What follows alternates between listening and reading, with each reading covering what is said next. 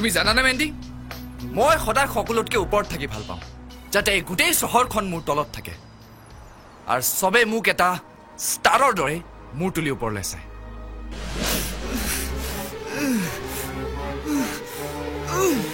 জিতু জিতু কি হ'ল জিতু জিতু জিতু মোৰটো যেন হঠাৎ ঘূৰোৱা যেন লাগিছে তুমি বহাচোন বহা কি হ'ল ভয় খালা নেকি এটা মোৰ একো নহয় বুইছা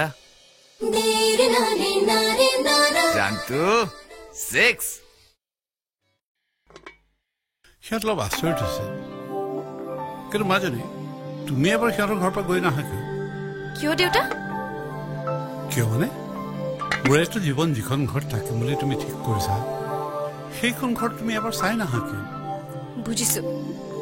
তাৰ মানে তুমি ভাবিছা যদি মোৰ তেওঁৰ ঘৰটো পছন্দ নহয় মই তেওঁক বিয়া কৰাবলৈ মান্তি নহম নহয় দেউতা তেনেকুৱা কথা তুমি নাভাবিবা যিটোৱে মোক য'তেই ৰাখক যেনেকৈ ৰাখক মই তাতে সুখী হ'ব পাৰিম SMS ই কালি বহুত দেৰিকৈ আহিছে নেকি কোন জিতু দা নাই আপোনালোকে হোৱাৰ পিছতে আহিছিলে এতিয়াৰ পৰা সি অলপ নিয়মীয়া হ'লেই হয় এতিয়াৰ পৰা কিয় কিয় তই ক'বই নোৱাৰ নে মানে কালি যে তেখেত ইয়ালৈ আহিছিল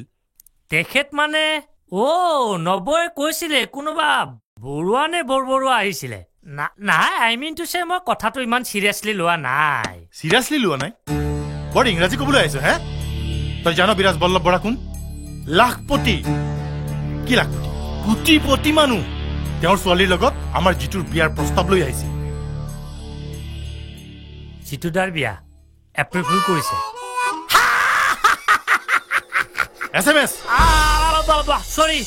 কিন্তু জিতুদাৰ বিয়া এনেকুৱা কথা আমি আগতে বহুতবাৰ শুনিছো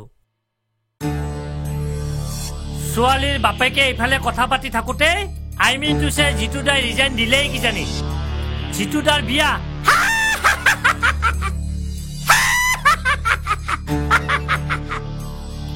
কি কৈছে ৰবাচোন সি আমাক লাজত নেপেলাইতো তাৰ বিয়াৰ কথা শুনি SMS-ৰ দৰে জধা মূৰ্খ এটাও হাঁহিব পৰা হ'ল সি আমাৰ নাক কাণ নাকাটিতো জিতু জিতু জিতুদা ঘৰত নাই দাদা 8:30 বজাতে সি কলৈ যাব পাৰে নিশ্চয় কাৰোবাক চিঅপ কৰিবলৈ গৈছে কিছুমানে আকৌ কল্যাণবোৰক টাটা বাই বাই নকৰাকৈ গুৱাহাটী এৰিবই নোৱাৰে নহয় জিতু তুমি কিবা পূজা কৰি আহিলা নেকি কাৰ লগত গৈছিলি কাৰ লগত মানে মন্দিৰলৈ যাবলৈ মোক আৰু লগ লাগে নে আচলতে কালি ৰাতি হঠাৎ এটা কথা মোৰ মনত পৰিল কথা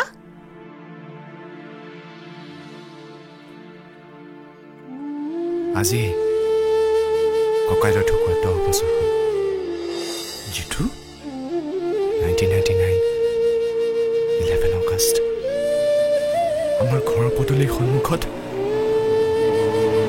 গাড়ী থকা দেখিছিল হঠাৎ চুৰিৰ হাত কৰি তাইক মোৰ চকুৰ সন্মুখত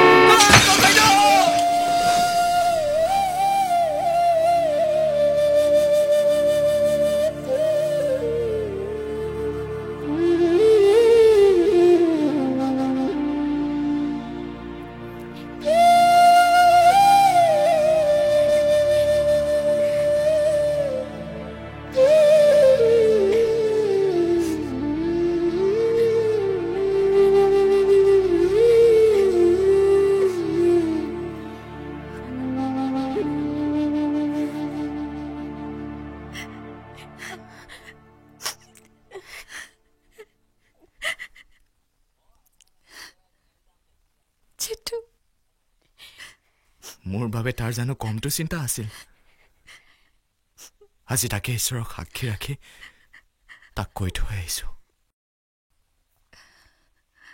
ককাইদেউ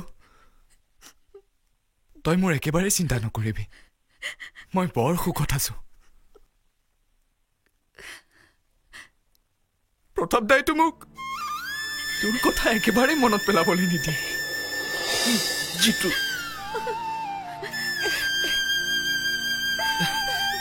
ভেট মই এদিন মন্দিৰলৈ যাওঁতে যদি তোমালোকৰ এই অৱস্থা হয় তেন্তেতো মই ধৰ্মকৰ্ম বাদেই দিব লাগিব বাৰু যাওক এতিয়াৰ পৰা আমি চিৰিয়াছলি কাম কৰিব লাগিব বৃষ্টি শুনচোন তোৰ লগত মোৰ কথা আছে এতিয়া বুজিলেতো আপুনি আচলতে মানুহক চিনিবই নোৱাৰে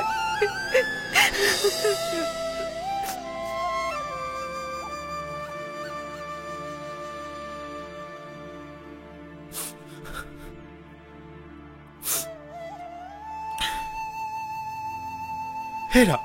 আচল কথাটো দেখোন তাক সোধাই নহল আচল কথা মানে সেই ঠিক আছে হাজৰিকাই যে ৬,০০০ টকা খাই আজিলৈকে বিলখন পাছ কৰি দিয়া নাই কিন্তু দিব মই খুৰাদেউক কৈছো হাজৰিকা নিজে অফিচত আহি চেকখন দি যাবহি তহঁতে চাই থাক নহয় যিটো আমি বিলৰ কথা পতা নাই বিল নহয় নগাঁৱৰ ইৰিগেশ্যনৰ কামটো সেইটোও 6-ৰে হ'ব খুৰাদেউ অলৰেডি ইৰিগেশ্যন মিনিষ্টাৰক ফোন কৰিলেই চাগে যিটো বিৰাজ বল্লভ বৰা মানুহজন কিন্তু বৰ ভাল মইনো বেয়া বুলি কেতিয়া ক'লো নহয় প্ৰতাপ দে আচলতে ক'ব খুজিছে এই সংগীতা টংগীতা মমি চমীৰ দৰে তই মন্দাকিনীৰ লগত যেন প্ৰেমৰ অভিনয় নকৰ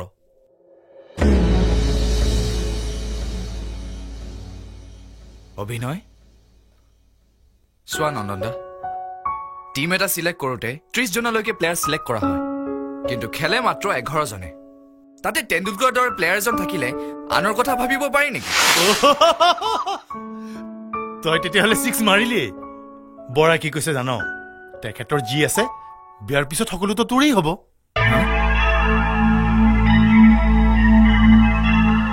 কি তই একো নুশুনিলিয়ে নেকি শুনিছো কিন্তু বৰ আনন্দ লাগিলেও কেতিয়াবা নিজৰে মুখৰ মাত সৰে নহয় লোকৰ ঘৰত আশ্ৰয় লোৱা কল্যাণ বৰা এবাৰ দেখিছো যুৱৰাজৰ দৰে 6টা বলত 6 মাৰিলে য়েছ that's the beauty of 2020 মই জানো এই যে মানুহবোৰ বিভিন্ন অজুহাত দেখুৱাই মোৰ ওচৰলৈ আহে তাৰ কাৰণ মাত্ৰ এটাই মোৰ সম্পত্তিৰ আকৰ্ষণ আৰু যিটোতো তোমাৰ নতুন চিনাকি তাৰমানে তুমি ভাবিছা কেৱল তোমাৰ প্ৰপাৰ্টিৰ লোভত যিটোৱে মোক যদি মই তেনেকে ভাবো সেইটোতো একো দোষণীয় হ'ব নোৱাৰে আজি হয়তো নিবিচাৰিব পাৰে কিন্তু কাইলৈ যে নিবিচাৰিব তাৰ কিমান আছে কাইলৈ কিয় খুৰাদেউ 2020 নেক্সট 10 মিনিটছত কি হ'ব কোনেও ক'ব নোৱাৰে যেনেকৈ আপুনি যে তেনেকুৱা এটা বাউন্সাৰ দি আহিব প্ৰতাপ দাহঁতেতো ভাবিবই পৰা নাছিল বাউন্সাৰ দেউতা যা এওঁ কি ক'ব কৈছে সেইটোৱেইটো কথা আপুনিতো বৰ সাধাৰণ ভাৱেৰে এটা বৰ ডাঙৰ কথা কৈ আহিল যে বিয়াৰ পাছত আপোনাৰ এই বিশাল সম্পত্তিৰ গৰাকী ময়ে হ'ম যিটো